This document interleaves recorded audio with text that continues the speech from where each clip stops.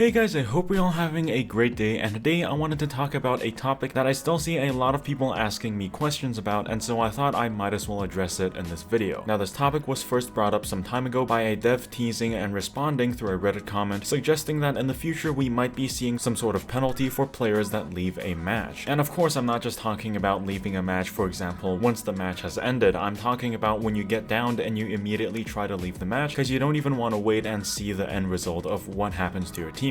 Now, in some cases, this is totally justified. I'll give a few examples. Let's say your teammates are being extremely rude or toxic to you, and you just want to escape that toxic environment. In that case, I think it's totally fine to leave the match, especially since your teammates are purposefully being mean to you. I really don't see a reason as to why someone would stay. And yet another example is, let's say your teammate is a hacker. Well, obviously you don't want to be supporting that kind of behavior, and so in some cases, people might want to leave the match as well. Now, in those kinds of cases, this is definitely justifiable, and I'm guessing the devs will find some way to detect whether or not a person is leaving because of these reasons. I'll go over a few ways they can implement a system to prevent players from getting penalties because of these certain kinds of cases, but basically the general idea is there to prevent players from leaving the match the moment they're down, for example like the stereotypical TTV wraiths. Now, in general public matches, I don't really see this as a problem. Yes, of course, your teammate leaving immediately after they're downed is very demotivating and it'll probably end up ruining your match, but at the end of the day, it's just a casual match, and in a lot of cases I find it pretty hard to choose one side or the other, especially since a lot of the times you leave the match because your teammates are on a whole separate skill level compared to you. Most of the time their skill level is lower. However, there are certain situations where I believe such a penalty would be very useful, and one of those situations is coming up very soon in a couple of days. For those of you that don't know what I'm talking about the Season 12 launch. Every time we have a new season and a new legend comes out, I always see so many people leaving the match if they don't get to pick the new legend. It's just absolutely insane how many people are leaving the match the instant they see they don't have a chance to pick the new legend and try it out. Guys, please, just have some patience. You'll get your turn, but until then, let's make sure our teammates are having an enjoyable experience in Season 12, especially if this is the first time your teammates are playing Apex. I mean, we gotta leave a good impression, right? But the thing about introducing a penalty like this is that it would prevent season launches from having this sort of problem. No longer will we see people constantly leaving the match because they don't get to pick the new legend, and this will no longer result in unbalanced matches because a lot of the times at the start of the season I see that before people even start dropping from the dropship, there's only around 45 to 50 people left. Another good example of when this type of penalty might be very useful is when it comes to events such as the Bloodhound Stories event, where we had to go around World's Edge to track down these injured prowlers and whatever. Well, what happened is that a lot of people ended up leaving the match if they saw they couldn't pick Bloodhound, as Bloodhound was the required legend to start activating the story event. However, in that case, I'd say, hey, if you're gonna enter a match specifically for the purpose of following the story event, and you know you're going to leave the match right after you complete this thing, you might as well use the no-fill option. It's there for a reason. You can go ahead and do that, and in that way you won't affect other players' experiences. But of course, that wasn't the case. A lot of people just queued up into squads without choosing the no-fill option, and the end result was that there were a ton of squads that were missing 1 or 2 people. So while this penalty can be pretty useful in these sorts of cases, now let's go over some ideas that could prevent people from getting penalties for leaving the match for justifiable reasons. So here's the general idea. Each person will be able to leave a match 1 to 2 times per day without receiving a penalty, and this applies no matter how you leave the match. You can leave the match the moment you're down, you can leave the match before you're down, whatever, it'll still count as one of these strikes. So until you get 2 strikes, you won't receive any penalties for that day. However, if you run out of these strikes, then here's how it's going to work. You have to wait until you get finished in order to leave the match. Basically what I'm saying is that if you get knocked and you decide to leave the match, then you'll get a penalty. But if you at least wait until you get finished and your death box pops up, then you won't receive a penalty. And here's my reasoning as to why I think this system would work pretty well. I've noticed that people who frequently leave matches fall into 2 major categories. One category is people who want to preserve their KD. Basically what a lot of people do is that they leave the match before they can get finished so that it doesn't count as a kill for them, making their KD a lot higher than what it should be. By forcing players to wait until they get finished, this now counts as a death, so no matter what, they can't artificially raise their KD to unnaturally high levels, so in this way, their KD is no longer artificially inflated. Now let's move on to the second major reason. I see that most of the players that leave matches after they're down tend to leave matches very soon after they get knocked. They don't even wait until they get finished, they don't even wait to see what the situation is with their teammates and the enemy, or whether or not that fight is going in their favor. The moment they get knocked, they instantly press escape and they press that leave match button. With this new system, they can can no longer do that. Now, of course, there are flaws to this idea. In some cases, the enemy will finish you right after you get knocked so that they can get themselves a shield swap, and in that case, then yeah, the teammate will be able to leave the match without a penalty. But in most cases where players typically leave a match, this new sort of system will address that issue to a certain extent, and I do believe that's a lot better than simply slapping on a penalty for whoever leaves the match before their respawn beacon times out. I don't think that's really fair for people playing in public matches, especially since there's so many variables that can affect the reason as to why a person leaves. So yeah, those are my thoughts on a penalty system if it gets introduced into Apex in the future. Let me know in the comments below what you think about this, and if you have any of your own ideas or suggestions, feel free to leave it in the comments below. Alright, that's enough talk for me, and of course, as always, stay safe, and I'll see ya in the next one. Peace out.